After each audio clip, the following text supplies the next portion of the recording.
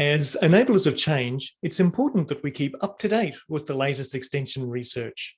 But sometimes it's hard to get the paper, let alone make the time to read and digest it. But we thought we could help with that.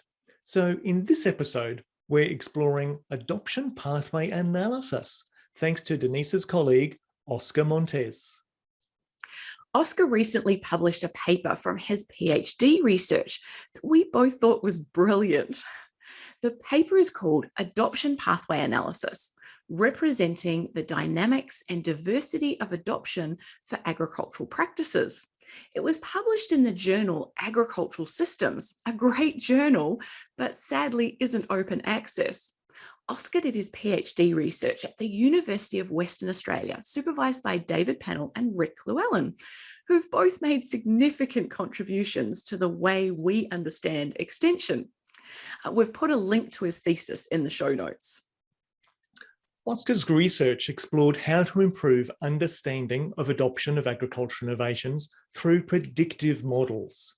There were 4 components to the research: a review of conceptual models of adoption, a meta-analysis of numerical models, developing and applying adoption pathway analysis, and finally, exploring the perceptions that extension professionals have about using predictive models of adoption to support planning. So on to the paper that Oscar co-authored with David Pennell, Rick Llewellyn, and Philip Stallman-Brown. They start by highlighting that often in research, we treat the adoption of innovations as binary, meaning it is or it isn't adopted. But there's actually more truth in the idea that adoption is a dynamic process. There's been really good work with various researchers expanding the categories of adoption to include things such as being aware of an innovation, trialing, partial adoption, and so on. The research outlined in the paper starts to build the case that there's a need for being able to measure adoption in a way that captures this dynamic process.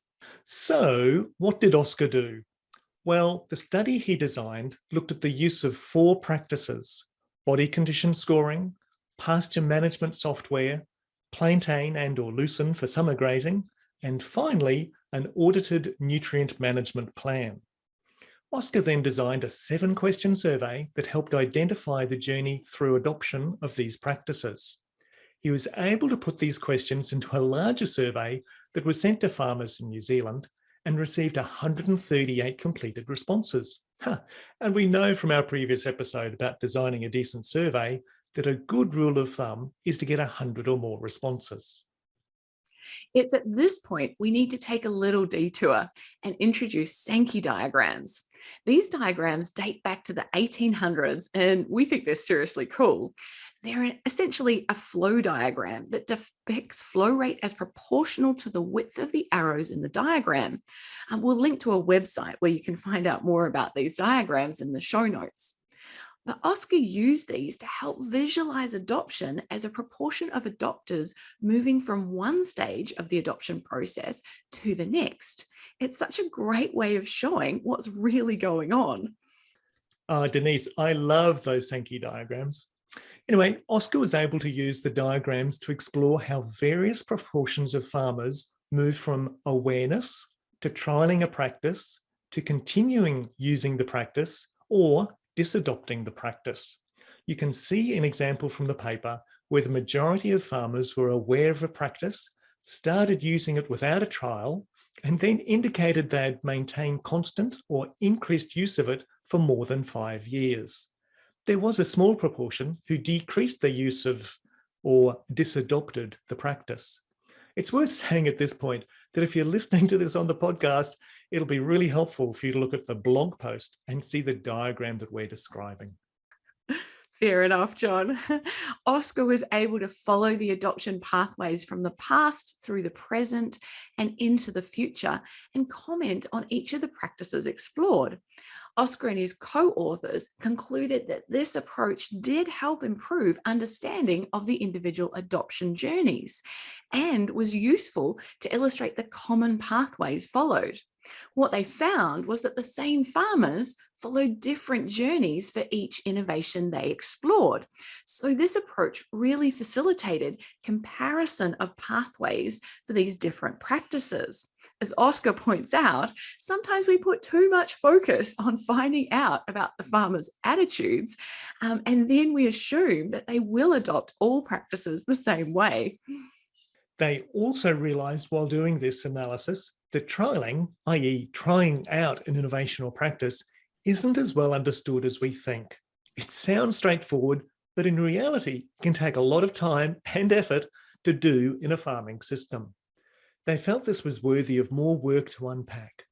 But the use of adoption pathway analysis was helpful as a means of understanding and engaging with farmers to help provide appropriate extension activities and well-targeted evaluation. They also wondered whether there would be common patterns that could be identified for particular groups of farmers in particular sectors using this approach. For example, we could identify farmers sitting on the fence regarding one particular innovation, interested but not quite ready to make a move, so they could be better targeted by extension. This is something we think could be really useful to have in our toolbox as enablers of change. Our thanks go to Oscar and his co-authors for this great piece of research. And extra thanks to Oscar for checking the draft of this episode and making sure that it was correct. Oscar says that if you can't access his paper, chapter 4 of his thesis is pretty much the same, and his thesis is freely available. The links are in the show notes. Thanks again, Oscar. Well, we're going to see if this process of highlighting relevant recent research in our episodes is useful for you. So tell us what you think. Add a comment below the blog post and let us know if this adoption pathway analysis was interesting or helpful, or if you've used it. And let us know if you have a recent piece of research you'd like us to look into. We don't want this just to be a one-way conversation. Join in by sharing your thoughts and ideas with us. Thanks, folks, for joining us on this Enablers of Change episode. Remember to subscribe to our newsletter if you'd like to hear and know when new episodes are available. And if you liked what you've heard, please tell your friends so they too can join in the conversation. All the best until we meet again.